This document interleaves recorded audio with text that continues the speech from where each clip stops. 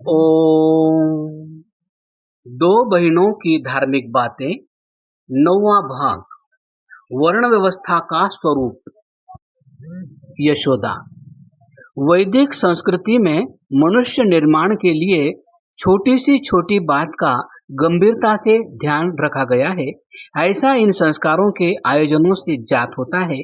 इन्हीं के अंतर्गत 4 आश्रमों का परिचय तो आ गया।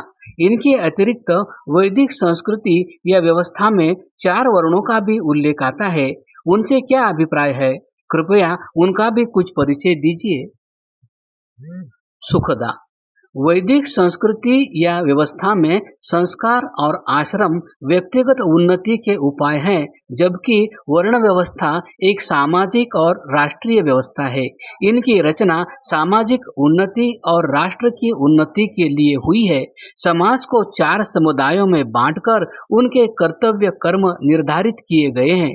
वर्ण व्यवस्था के प्रशिक्षण के द्वारा व्यक्ति एक कुशल प्रशिक्षित नागरिक बनकर समाज और राष्ट्र के प्रति अपने दायित्वों को निभाकर उनकी उन्नति करता है।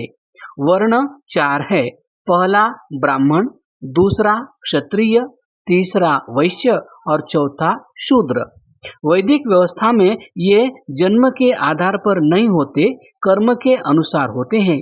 व्यक्ति जैसे कर्म करता है, जैसा प्रशिक्षण प्राप्त करता है, उसी के अनुसार उसका वर्ण घोषित किया जाता है, चाहे जन्म से वह किसी कुल में पैदा हुआ हो।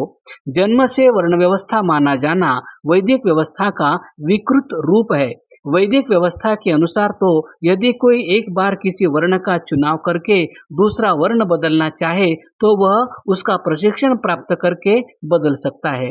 जैसे आज कोई भी व्यक्ति किसी भी प्रकार की शिक्षा प्राप्त करके अपने इच्छित व्यवसाय का चुनाव कर सकता है, उसी प्रकार वैदिक व्यवस्था में कर सकता था।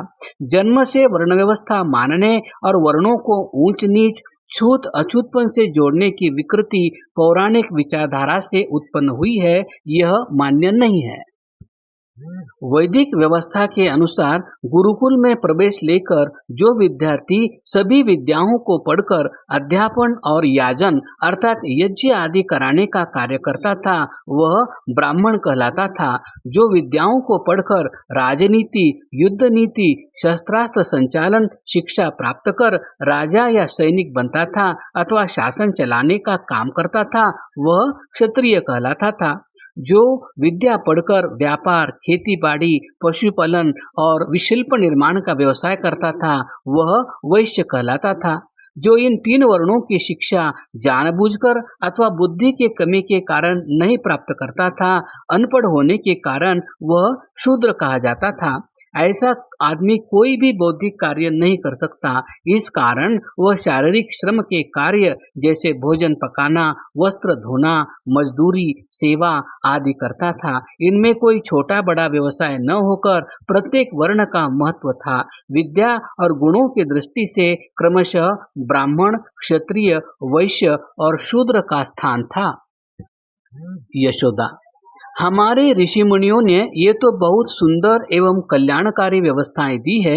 इससे तो व्यक्ति, परिवार और समाज का कल्याण भी होता है और स्नेह, सद्भाव एवं सुसंस्कार भी बनते हैं। यह व्यवस्था तो मनुष्य को वास्तविक मनुष्य बनाने वाली व्यवस्था है। सुखदा। हाँ बहन, तुम बिल्कुल ठीक समझी हो। मुझे प्रसन्नता है कि मेरा समझाना सफल हो रहा है और समय का सदुपयोग हो रहा है।